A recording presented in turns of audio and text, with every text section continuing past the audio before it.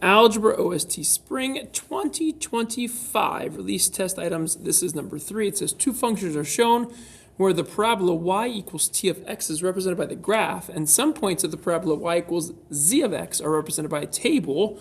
Complete the statements to correctly compare the properties of the two functions. So before we do this, let's go ahead and graph this table. So I'm going to use my calculator. Let me get in this mode here. Perfect. And I'm going to type these ordered pairs into a table. So I'm going to add a table.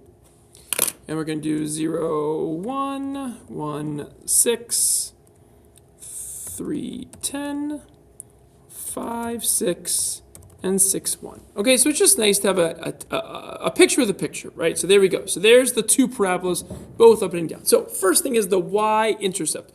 So let's remember that the y-intercept is where the graph crosses the y-axis. So I'm going to zoom in one time here just to see, and I'll move these out of the way. No, zoom out now, sorry. I want to count by ones. Oh, perfect. Okay. So if I take a look at the graph of f, right, which is the original graph, and I get my pen here. So for the graph of f, the y-intercept is right here, where it crosses the y-axis, and that would be a value of 5. So for the graph of, t, not f, t of x, the y-intercept is 5. If I look at this graph over here, the y-intercept is down here at 1. So the y-intercept of t is blank, the y-intercept of z, I believe it's going to be greater than. Perfect. Next, the maximum.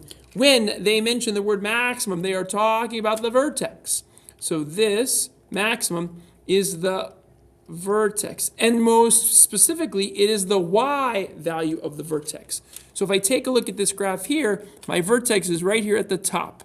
That point is 1, 6, which means its maximum is 6.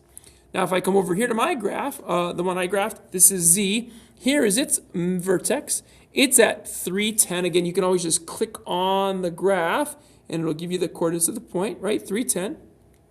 So I know that that vertex is 310, and we're comparing 10. So we're comparing 6 to 10, and obviously 6 is less than 10.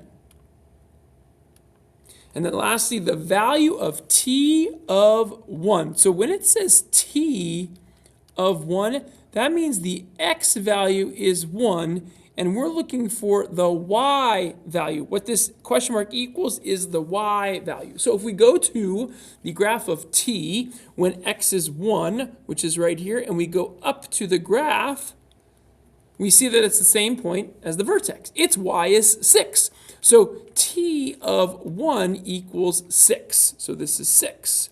If we go to our graph here when x is 1, which would be right here, and we go up to the graph, we see that that y is also 6. So z of 1 is 6 as well. And 6 is equal to 6. And there we go.